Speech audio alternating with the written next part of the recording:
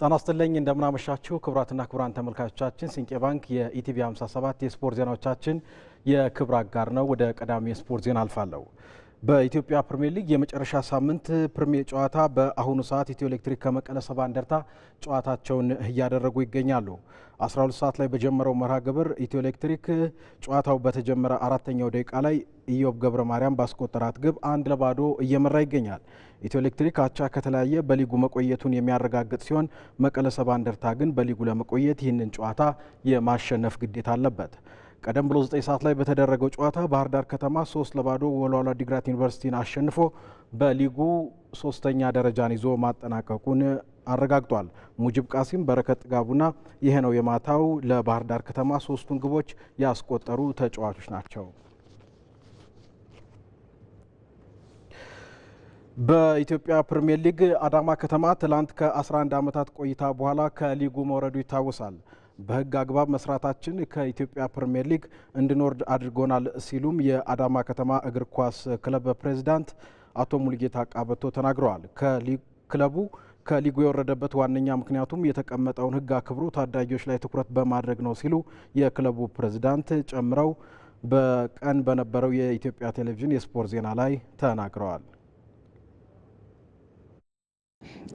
ሊግ ካምፓኒው ወይም ፌዴሬሽኑ በጋራ ሆነን የወሰንነው ሕግ አለ። ይሄ ሕግ ራሱ አንድ ምክንያታችን ነው ብለን ነው የምንወስደው።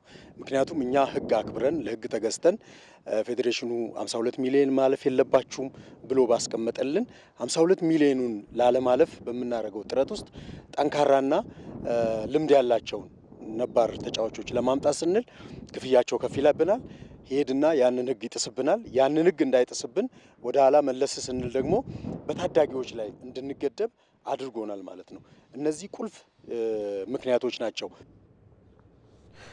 ክለቡ አሰራሩን ተከትሏል ያሉት ፕሬዝዳንቱ የፋይናንስ ጥሰት በመፈጸሙም ቅሬታችን ለሊግ ካምፓኒው አስገብተናል ብለዋል። ቅሬታ አቅርበናል። ለሊግ ካምፓኒውም ለፌዴሬሽኑም ቅሬታችንን በተደጋጋሚ አቅርበናል። ምክንያቱም እኛ ለሕግ ተገዢ ሆነን አታምጡ ከዚህ ብር በላይ ያሉትን ሕግ ጠብቀን እንሄድ ነው። ለዚህ ነው ወደ ታዳጊዎች የወረድ ነው እነሱን እንድናስገባ የተገደድንበት። ሌሎቹ ግን ሕጉን ጥሰው ጠንካራ እኛ ጋር 400 ሺህ ብር ጥሬ ክፈሉኝ ሲለን የነበረ ተጫዋች ሌላ ክለብ ገብቷል። ቀጥታ ቅድመ ክፍያ ወስዷል። ይሄ ሕግ ተጥሷል። እኛ ለዚህ ሕግ ተገዢ ሆነን ነው ለዚህ ችግር የተዳረግ ነው። ስለዚህ ሊግ ካምፓኒውም ሆነ ፌዴሬሽኑ በጋራ ሆነው ይህንን የሕግ የበላይነት አስከብረው እኛ ሕግ የጠብቀን የተጎዳነውን ክለቦች እነዛ ላይ እርምጃ ወስዶ እኛን እዚህ ውስጥ እንዲያቆየን እየተካሰስን ያለ ነው። ይሄን ፍትህ እናገኛለን ብለን እናስባለን። ይሄ እርምጃ ከተወሰደ እኛ የመቅረት እድላችን ሰፊ ነው። አንድ ይሄ ይያዝልኝ። በሁለተኛ ደረጃ ይሄ ካልተሳካ እኛ ክለቡን አሁን ካለበት ችግር ሙሉ በሙሉ መቅረፍ የምንችልበትን ሁኔታ መልሰን አዋቅረን ቀጥታ ከዚህ በፊትም ወርዶ ተመልሷልና አሁንም በፍጥነት የሚወርድበትን ሁኔታ እናበጃለን። በመላው ኢትዮጵያ ጨዋታዎች በእግር ኳስ ያልተሳተፍ ነው በመርሃ ግብር መደራረብና ከተማዋን የሚመጥን ቡድን ባለመገኘቱ ነው ሲሉ የአዲስ አበባ ወጣቶችና ስፖርት ቢሮ ገለጸ። ስድስተኛው የመላው ኢትዮጵያ ጨዋታዎች በጅማ ከተማ እየተካሄደ ሲገኝ የአዲስ አበባ ከተማ አስተዳደር በውድድሩ ካሉት 26 ስፖርት አይነቶች በ25ቱ እየተሳተፈ ይገኛል። ከተማ አስተዳደሩ በዚህ ውድድር በእግር ኳስ በሁለቱም ጾታዎች አልተሳተፈም።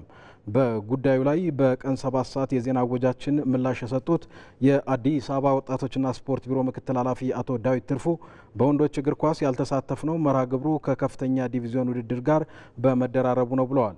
ሌላ ተጨማሪ ቡድን ለማዋቀር ጥረት ተደርጎ ከተማዋን አይመጥንም በሚል አለመሳተፉንም እንደመረጡም ነው ምክትል ቢሮ ኃላፊው የተናገሩት።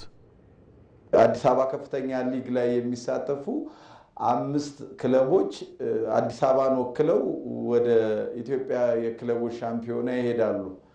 እኛም ደግሞ የመረጥናቸው ተጫዋቾች አብዛኞቹ ከነዚህ ክለቦች ላይ ነው የመረጥነው። ስለዚህ ክለቦቹ ደግሞ እነዚህን ልጆች አሳልፈው ለመስጠት በዛ ልክ ደስተኞች አይደሉም። ያም ከተማዋን የሚወክሉ ክለቦችን ለማሸጋገር የሚጠቅም ነው። ይሄም ደግሞ ከ9 ዓመት በኋላ የመጣ ታላቅ ውድድር ነው። ሁለቱን ለማጣጣም ባደረግነው ጥረት ያዘጋጀነው ቡድን ጠንካራ ተፎካካሪ መሆን ላይ ውስንነት አለው ተብሎ በቴክኒክ ኮሚቴ ታይቶ ተወስኖ ነው። በሴቶች እግር ኳስም እንዲሁ ከተማዋን የሚመጥን ቡድን አለመዋቀሩን ተከትሎ አዲስ አበባ በመድረኩ አለመወከሏ ተመላክቷል። በሴቶችም ያልተሳተፍንበት ምክንያት በርካታ ክለቦች አዲስ አበባችን አላት። በሱፐር ሊግ እና በፕሪሚየር ሊግ የሚሳተፉ በርካታ ክለቦች ናቸው እንደ ከተማ አስተዳደር ያለን። እነዚህ ተጫዋቾች ደግሞ በወጣው ደንብ መሰረት መሳተፍ አይችሉም። በዛ ምክንያት አሁንም በተመሳሳይ ያዘጋጀነው የሴቶች ቡድን ከተማ አስተዳደሩን የሚመጥን ሆኖ አልተገኘም። በተቋቋመው ከተማ አቀፍ የቴክኒክ ኮሚቴ ምክንያት በእነዚህ ምክንያቶች ነው መሳተፍ ያልቻልነው ማለት ነው። ምክትል ቢሮ ኃላፊው በተፈጠረው ክፍተት ላይ በጥልቀት ውይይት እንደሚደረግበትና ለቀጣይም የተሻሉ ስራዎች እንዲሰሩ አቅጣጫም እንደሚቀመጥ ነው የተናገሩት። ለምንድን ነው ማቅረብ ያልቻልነው? ሌሎች ክልሎችም እኮ ይሄ ክልል ሻምፒዮና እነሱንም ይመለከታቸዋል። እንደገና የውስጥ የክለቦች ውድድርም እነሱንም ይመለከታቸዋል እና እኛ ለምንድን ነው በልዩ ሁኔታ የተቸገር ነው የሚለው ነገር እሱ ከአመራርም ጋር ይገናኛል።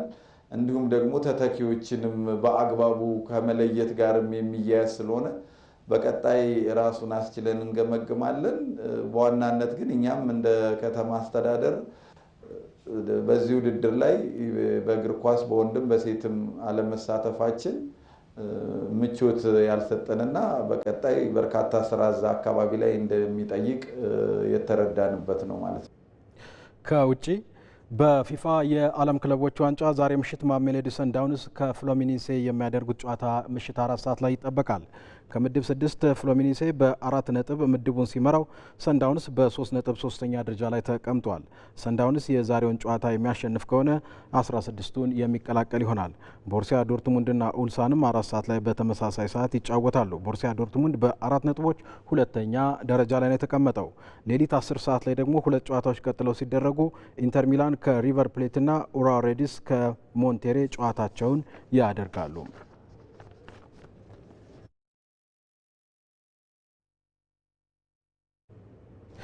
እንግሊዛዊው የቀድሞው የሊቨርፑሉ አማካይ አዳም ላላና ጫማውን ሰቀለ። የ37 ዓመቱ አዳም ላላና በሳውዛምፕተን እግር ኳስ አካዳሚ መጫወትን ጀምሮ በሳውዛምፕተን ጫማውን ሰቅሏል። ከሳውዛምፕተን 2014 ላይ ሊቨርፑልን ተቀላቅሎ የፕሪሚየር ሊግና የአውሮፓ ቻምፒዮንስ ሊግ ዋንጫዎችን በቀዮቹ ቤት ያሳካው ላላና በተጠናቀቀው የውድድር ዓመት በተጫዋችና አሰልጣኝነት ከፕሪሚየር ሊጉ በተሰናበተው ሳውዛምፕተን ያሳለፈ ሲሆን በክለቡም አዲስ አሰልጣኝ እስከሚቀጠር በቅዱሳኖቹ ቤት ይቆያል ተብሏል። አዳም ላላና ለሳውዛምፕተን ከ300 በላይ ጨዋታዎችን ያደረገ ሲሆን ለሀገሩ እንግሊዝም 34 ጊዜ ተሰልፎ መጫወት ችሏል። ተመልካቾች ከኢቲቪ 57 የሰዓቱ የስፖርት ዜና በዚህ ተጠናቀቅ። ደግነት መኩሪያ ነበርኩ። በሰላም ደሩ።